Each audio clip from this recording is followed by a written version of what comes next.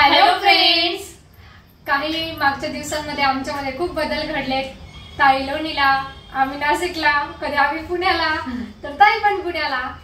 तर असे खूप साऱ्या कमेंट्स आल्यात आम्हाला की नेमकं काय चाललंय. म्हणजे जसं की ताई पुण्याला आहे की लोणीला आहे, किंवा मग यांचा जॉब कुठे चालू आहे. तर त्याच प्रश्नांची उत्तरे देण्यासाठी आज आम्ही तुमच्यासाठी एक स्पेशल व्हिडिओ घेऊन आलोय. तर सगळ्यात पहिला प्रश्न असा आहे की जयाताई पण पुण्याला राहणार आहे का? तर हो, ताई पण पुण्याला राहणार आहे.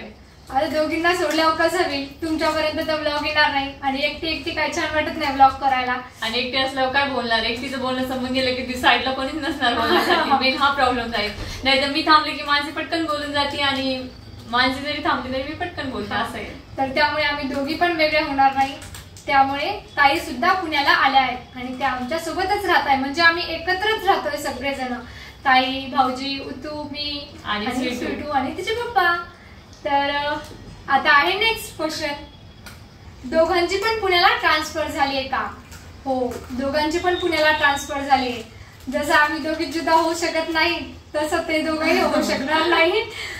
खरं तर उत्कच्या पप्पाची तर नव्हती झाली, तुम्हाला सांगितलं होतं, पण त्यांनी खूप कन्व्हिन्स केलं त्यामुळे त्यांची सुद्धा झाली. त्यामुळे आम्ही एकत्रच राहणार आहे.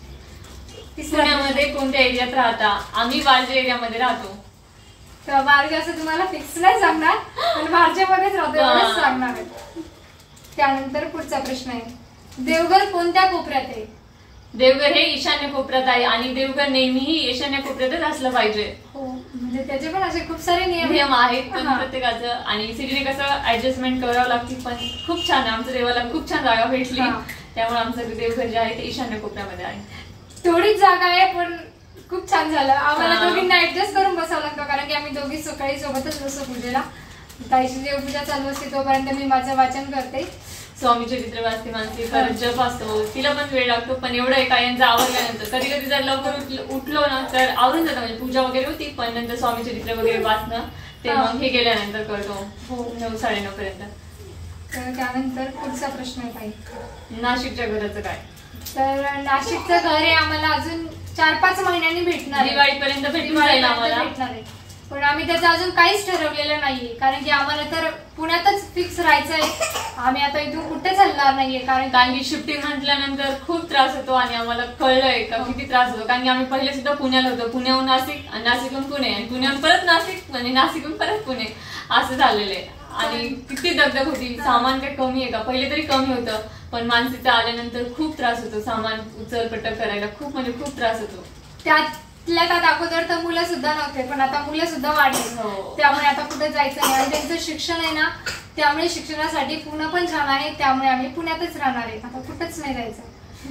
त्यानंतर नेक्स्ट प्रश्न, जीन्स घातली का पुण्यात आल्यावर? तर असं काही नाही, तुम्हाला माहिती आहे आम्ही बघा जेव्हा मूवीला जायचो ताई, भाऊजी किंवा आम्ही दोघं, तेव्हा आम्ही कायम जीन्स घालायचो किंवा बाहेर जरी गेलो तरी आम्ही जीन्स घालायचो. आणि आमच्यामध्ये असं काही बंधन नाही. आमचे सासू सासरे सुद्धा आम्हाला कधीच काय म्हणत नाही. माणसे लोणीला असताना सुद्धा माणसाने जीन्स घातली होती.